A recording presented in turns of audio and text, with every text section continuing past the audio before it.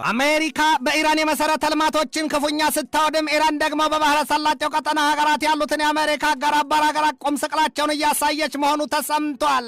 የአሜሪካ ከባድ ጥቃት ወደ ኢራን ዋና ከተማ ተህራን እየተቃረበ ባለበት በዚህ ሰዓት ኢራን የህልውና አልያም የሞሽረት ጦርነት ማወጇ ተነግሯል። ምናልባትም የአሜሪካ ብርቱ ጥቃት በኢራን ምድር ቀዩን ሰይፍ ያስመዝዘው ይሆን? አጥብቆ ጠያቂ እናቱን ሞት ይረዳል አልያም ዶሮ ጭራጭራ መታረጃዋን አወጣች ችሎትን ያስታውሷል። ኢራን የመን ሀውቲዎችን ምን ትጠብቃላችሁ? ከእንግዲህ የባብ አልማንደብን ዝጉት እንጂ ስትል መጣራቷና ወዲህም ኢራን የምደግፋቸው የሀውቲ ኃይሎች ከሳውዲ አረቢያ ጋር ጦርነት እንደሚጀምሩም ዝተዋል።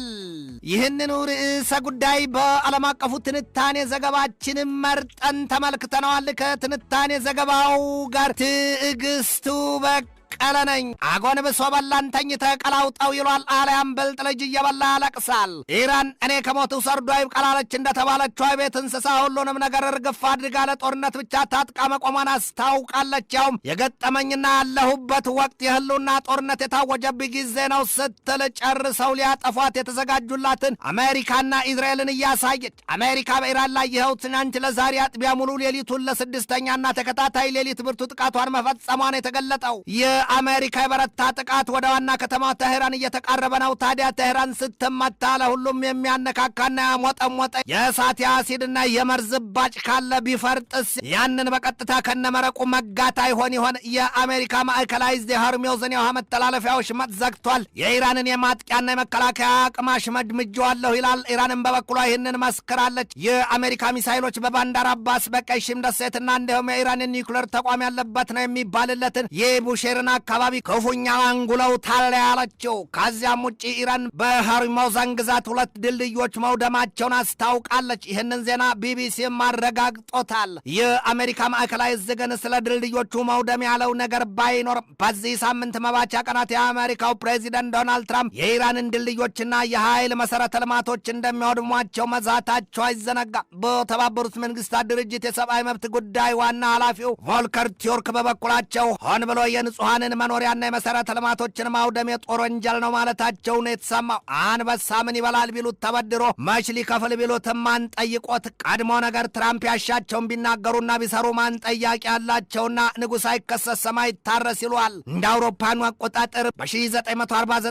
በጄኔቫ የተፈረመው ድንጋጌ በጦርነት ወቅት የትኛውንም የንጹሃን መኖሪያና መጠቀሚያ መሰረተ ልማት ማውደም አጥብቆ የተከለከለ መሆኑን ይገልጣል። ይህ በዓለም አቀፉ ሕግ ተደንግጎ ቢገኝም ግን አሜሪካ በደቡባዊ ኢራን ባንዳር አባስ፣ ባንዳር ካሚር፣ በቄሽም ደሴት፣ በሲሪክና በኢራን ሻህር ከባድ ጥቃት ፈጽማ 8 ሰዎች መግደሏና ስፍር ቁጥር የሌላቸው ኢራናውያንን ማቁሰሏን የአናዶሉ ዘገባ ይዘረዝራል። በአሜሪካና በኢራን መካከል ዳግም ያገረሸው ጦርነት የሚጎዳው የሁለቱን ሀገራት የምጣኔ ሀብት ብቻ እንዳልሆነና የፓኪስታንንም የምጣኔ ሀብት ክፉኛ ማላሸቁና ማዳሸቁን የሀገሪቱ ጠቅላይ ሚኒስትር ሻህባዝ ሸሪፍ አስታውቀዋል። ፓኪስታንን ልክ እንደ ብረት ምጣድ ላይ ፋንዲሻ አልያም ተልባ ያንዘረዘራት ደግሞ የኢራንና አሜሪካ ጦርነት ትርፎ የነዳጅ ዘይት እጥረትን መፍጠርና የዋጋ ንረትን መውለዱ ነው። ኢራንና አሜሪካ ቢደባደቡም አህያ ለአህያ ቢራገጥ ጥርስ አይሳበርም። ምን ሆኖ የሚያበቃ ጉዳይ አይደለም። ዝሆንና ዝሆን ቢታገል የሚጎዳው ቁጥቋጦው ነው ይሉትን ነው እንጂ የፓኪስታኑ ጠቅላይ ሚኒስትር መሐመድ ሻህባዝ ሸሪፍ መጪው ጊዜ ታይቷቸው ሀገራቸውንና ህዝባቸውን ከወዲሁ ደግመውና ደጋግመው አስጠንቅቀዋል። ሀገርና ህዝብን በዚያ ልክ የሚያስቡ መሪዎች ያሏቸው ሀገራት ያንን ሲሉ፣ ገሚሶቹ ደግሞ ችግሩ ቤተ መንግስታቸውን እስካልነካ ድረስ በሚል በገዛ ህዝቦቻቸው ችግር የሚሳለቁም እንዳሉ ብዙዎች ያሳያሉ። ሞኝ ራቱ ሲያር ይስቃል ይሏል። አልያም ትለብሰው የላት ትከናነበው አማራትን። እንደ ፓኪስታን ያሉት ሀገራት መሪዎች የመጪው ጊዜ አስከፊ ማዕት ያሳሰባቸው ያንን ሲሉ፣ ኢራን በበኩሏ ከስንቅ እስከ ትጥቅ ከስልጠና እስከ ስምሪት የምደግፋቸውን የየመን ሀውቲ ኃይሎችን የባብ አልማንዳብን ይዘጉት ዘንድ ቹ ብላቸዋለች። በደንባራ በቅሎ ቃጭል ተጨምሮን አልያም እንኳንስ እናት የሞታ እንዲሁም አልቅስ አልቅስ ይላኛል ይሉትን ራውተርስ ትናንት ባሰራጨው ዘገባው ኢራን የየመን ሀውቲዎች የባብ አልማንደብን ጠባብ መተላለፊያ ለመዝጋት ይሰናዱ ዘንድ ነግራቸዋለች ነው ያለው። ሀውቲዎችን በበኩላቸው ባወጡት መግለጫቸው በቀይ ባህር የነዳጅ ዘይት ጫኝ መርከቦች ዝውውር ወሳኝ ነው የሚባልለትን የባብ አልማንደብን መተላለፊያ ለመዝጋት ወዲህም በዚያ ዝር የሚሉ መርከቦች ካሉም በሚሳይልና በሰው አልባ የጦር አውሮፕላን ወቅተው ሊያበራዩቸው በአንድ እግራቸው አንድ እግር ጣታቸው ተንጠራርተው መቆማቸውን አስታውቀዋል ነው ያለው ራውተርስ የዜና ምንጭ። ሀውቲዎች በዚያ የቀይ ባህር የጉሮሮን ያህል ወሳኝ ነው በሚባልለት የነዳጅ የነዳጅ ዘይት መተላለፊያው የባብ አልመንደብ ለመርከቦች ቢሉ ለጦር አውሮፕላኖች ማጥቂያና መከላከያ የሚሆኑ ሚሳይሎችንና ድሮኖችን አለያም የሰው አልባ የጦር አውሮፕላኖችን እንዲሁም የአየር መከላከያዎችን በዚያ ማጥመዳቸውን የተሰማ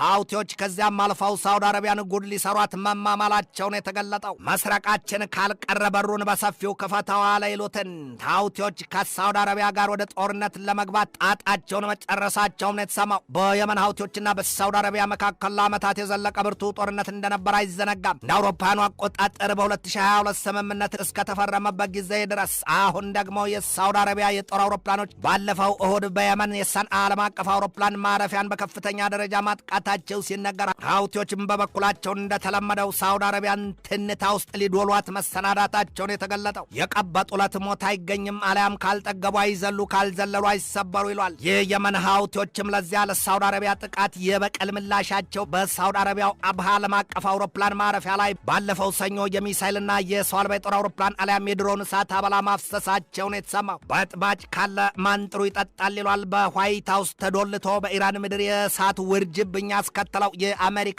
የእስራኤል ጣምራ ጦርነት ያላነካካውና የጎሪጥ ያላስተያየው የዚያ ቀጠና ሀገርና መንግስት ያለም ሌላው ቀርቶ የጦርነቱን እሳት ለማመንጨት ተማክረውና ዶልተው የጀመሩትን የአሜሪካና የእስራኤልን መሪዎች በሐሳብም በአቋምም ማቃቅሮና ፈነጃጅሮ ማቆሙ ይታወቃል። ትራምፕ ወዳጃቸውን ቢቢ ሲሉ የሚያቆላምጧቸውን ሰው ኔታንያሁን በጸያፍ ስድባቸው አካረው ክሬዚ ማለታቸውም አይዘነጋም። ሳውዲ አረቢያና ሀውቲዎችን ለዚያ በቃቸው ደግሞ ይሄ ነው። በቅርቡ የአውሮፓውያኑ ሐምሌ 9 2026 በኢራን ማሻድ የተፈጸመውና የአያቶላ አሊ ሰይድ ካሚኔይ ለቅሶና ቀብር ላይ ቆይተው ሲመለሱ የነበሩትን የሀውቲ ልዑካንን ያሳፈረው የኢራን አውሮፕላን በየመን እንዳያርፍ ሳውዲ አረቢያ መከልከሏን ተከትሎ ነው። በኋላም ላይ በየመን ሰንዓ እንዳያርፍ በሳውዲ አረቢያ የተከለከለው አውሮፕላን በሆዳይዳ ወደብ በሰላም ማረፉን የተገለጠው የሀውቲው መሪ አብዱል ማሊክ አልሀውቲ በሰጡት ማብራሪያ በሳውዲ አረቢያ ላይ ገና የተጠናከረ ጥቃታችን ይቀጥላል ያሉት አልሀውቲ በሰፊው ማብራሪያቸውም ሳውዲ አረቢያ ወደ ሙሉ ጦርነት የምትገባ ከሆነ እልል በቅምጣችን ዝናብ ሲመጣ ዘር ሲወጣን ነውና ይለይልናል፣ በደስታ እንገጥማታለን ብለዋል። አልሀውቲ አንድ ነገር እንንገራችሁ ሲሉም አሜሪካ፣ እስራኤልና እንግሊዝ በሀውቲዎች ላይ በከፈቱት ጦርነት መና ቀርተዋል፣ በዓለም ፊትም ተዋርደዋል ነው ያሉት። አሁን ታዲያ የየመን ሀውቲዎች ከተህራን ጎን ተሰልፈው አሜሪካና እስራኤልን ሊወጉ ይችላሉ የሚለው ፍርሃት አይሎ እየተነገረ ነው። ሀውቲዎች በጦርነት ዓለም መሬት ነክሰው የሚዋጉ ከቶም የድንጋይ ንፍሮ ናቸው ይሏቸዋል።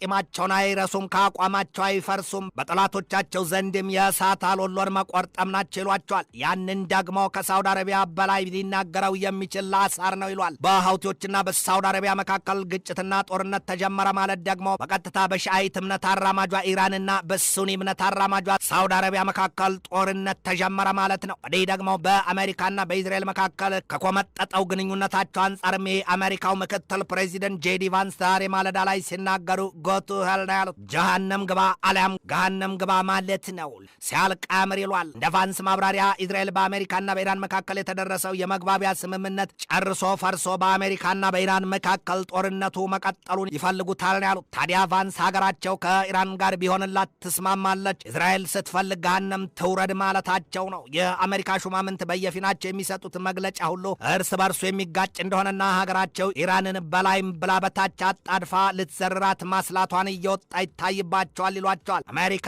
ትናንት ለዛሬ አጥቢያ ወደ ኢራኗ የካርግ ደሴት በመጓዝ ላይ በነበረች ነዳጅ ጫይ መርከብ ላይ የሄልፋየር ሚሳይል መተኮሷን የተሰማው የካርግ ደሴት ማለት በኢራን የነዳጅ ዘይት የውጭ ንግድ ወይም ግብይት የ90% ድርሻ የሚካሄድባት ስፍራ ስትሆን አሜሪካ በቀደመው ስሌቷ ያችን ደሴት የእግረኛ ጦሯን አስገብታ ልትይዛት ማቀዷን መግለጧ አይዘነጋም። ኢራን ትናንት ባወጣችው መግለጫዋ በአሜሪካ የህልውና ጦርነት ታውጆብኛል፣ ልጆቼና ወዳጆቼ ሆይ ለሌላና ግዙፍ አስከፊም ጦርነት ተዘጋጁ ነው ያለችው። ኢራን ነገሩ ከሰፋና ከከፋም ከጸናባትም በእጇ ላይ ያለውን ማንኛውንም ስለት ወርውራ የአልሞት ባይ ተጋዳይ ልኋን የመወጣቷ ነገር ሳይታለም የተፈታ ሆኗል።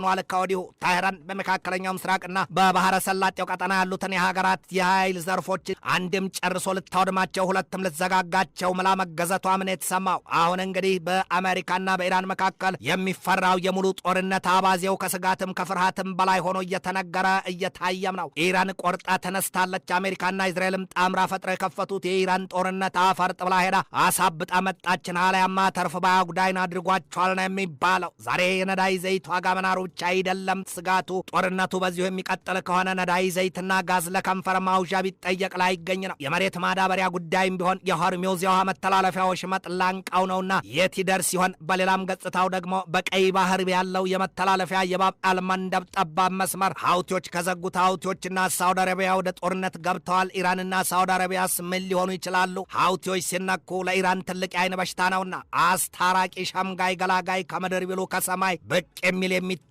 ጠፍቷል። ዳኛው ጥይት ሆኗልና ዓለም መጥኔውን ይስጥሽ። ይህ በእንዲህ እንዳለ ታህራን የባህር ሰላጤውን ቀጠና ሀገራት ክፉኛ ማጥቃቷ ተሰምቷል። እስራኤልም በወገኗ ኳታር በኢራን ላይ ጦሯን ሰብቃ ቆማለች ስትል ያወጣቸውን መግለጫ ኳታር ከኔም ካንቺ ሚራቅ ስትል ውድቅ ማድረጓን የተሰማው ማን በልቶ ማን ጾሙን ያርድራል፣ አልያም ማን ይራባል፣ አልያም የማን ቤት ጠፍቶ የማሊ በጅ ይሉትን ያስታውሷል። ትንታኔ ዘገባውን ስናዘጋጅ በዋቢነት አልሞኒተርን፣ ኢንዲፔንደንትን፣ ፎክስ ኒውስን፣ ቢቢሲን፣ ሲኤንኤንን፣ ዘቴሌግራፍ ኦንላይንን፣ ዘኔሽንን፣ ዴይሊ ሜይልን፣ ፒፕልስ ዴይሊን፣ ሜይል ኦንላይንን፣ ማላይ ሜይልን፣ ዘኒው አረብን፣ ቲአርቲ ወርልድን፣ ጋልፍ ኒውስና ጄሩሳሌም ፖስትን ተጠቅመናል።